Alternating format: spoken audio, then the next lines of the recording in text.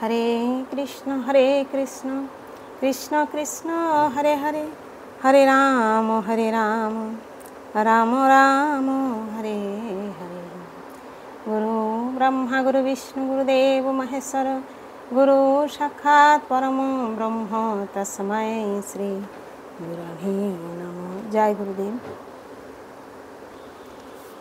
पाठ करछि श्रीमद् भागवत गीता सांख्य योग द्वितीय अध्याय श्लोक नंबर 28। अव्यक्तादीनि भूतानि व्यक्तमध्यानि भारत अव्यक्त निधानन्नो तत्र का परिवेदना। अव्यक्तादीनि पूर्वे अप्रकाशित भूतानि प्राणी समूह व्यक्त प्रकाशित मध्यानि माझखाने भारत हे भरत वंशज अव्यक्त अप्रकाशित निधनानि विनाशेर पर एव एमनी तत्र सुतरां का माने की परिवेदना शोक।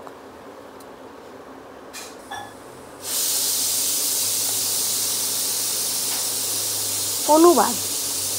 हे भारत समस्त सृष्ट जीव उत्पन्न हওয়ার आगे अप्रकाशित थाके तादेर स्थितिकाले प्रकाशित थाके एवं विनाशेर पर आबार अप्रकाशित हয়ে যায় সুতরাং তার জন্য শোক করার কি প্রয়োজন। তাৎপর্য। আত্মার অস্তিত্বে বিশ্বাসী এবং অবিশ্বাসী উভয় শ্রেণীর দার্শনিকদের মতবাদকে মেনে নিলেও কোনো ক্ষেত্রেই শোকের কোনো কারণ নেই। যারা আত্মার অস্তিত্ব স্বীকার করে না বৈদিক মতাবলম্বীরা তাদের নাস্তিক বলে অভিহিত করে। এমনকি যদি তর্কের খাতিরে এই নাস্তিক মতবাদকে সত্য বলে গ্রহণ করাও হয় তাহলেও অনুশোচনা করার কোনো কারণ নেই। আত্মার স্বতন্ত্র অস্তিত্বের কথা ছেড়ে দিলেও সৃষ্টির পূর্বে জড় উপাদানগুলি অব্যক্ত থাকে। এই সূক্ষ্ম অব্যক্ত স্তর থেকে ব্যক্ত আকারের প্রকাশ হয়। যেমন আকাশ থেকে বায়ুর উদ্ভব হয়, বায়ু থেকে অগ্নি, অগ্নি থেকে জল এবং জল থেকে মাটির উদ্ভব হয়। এই মাটি থেকে নানা আকারের প্রকাশ হয়। উদাহরণস্বরূপ বলা যায় একটি বৃহৎ অট্টালিকার প্রকাশ হয় মাটি থেকেই। যখন সেটিকে ভেঙে ফেলা হয় তখন তা আবার অপ্রকাশিত হয়ে পড়ে এবং অন্তিমে অনুরূপে অবস্থান করতে থাকে। হরে কৃষ্ণ হরে কৃষ্ণ। শক্তি সংরক্ষণের নীতি বর্তমানই থাকে, কেবল সময়ের প্রভাবে কখনো তার প্রকাশ হয় এবং কখনো তা অপ্রকাশিত হয়ে পড়ে। সেটিই হচ্ছে পার্থক্য। সুতরাং এই প্রকাশ বা ব্যক্ত ও অব্যক্তের জন্য শোক করার কি কারণ থাকতে পারে। যে কোনোভাবেই হোক, এমনকি অব্যক্ত অবস্থাতেও বস্তুর বিনাশ হয় না।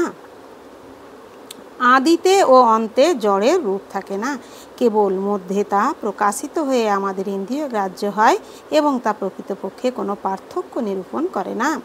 আর আমরা যদি ভগবদ্গীতায় উক্ত ওই বৈদিক সিদ্ধান্তকে মেনে নিই যে জড় দেহটি কালের প্রভাবে বিনষ্ট হবে কিন্তু আত্মা চিরশাশ্বত, তাহলে আমাদের সবসময় দেহটিকে একটি পোশাকের মতো বলে মনে করতে হবে। তাই এই পোশাকটির পরিবর্তনের জন্য কেন আমরা শোক করব। আত্মার নিত্যতার পরিপ্রেক্ষিতে প্রকৃতপক্ষে জড়দেহের যথার্থ কোনো অস্তিত্বও নেই। এটি অনেকটা স্বপ্নের মতো। স্বপ্নে যেমন কখনো আমাদের মনে হয় আকাশে উড়ছি অথবা রাজা হয়ে সিংহাসনে বসে আছি, কিন্তু নিদ্রাভঙ্গ হলে আমরা দেখতে পাই যে আমরা আকাশেও উড়িনি অথবা সিংহাসনেও বসিনি।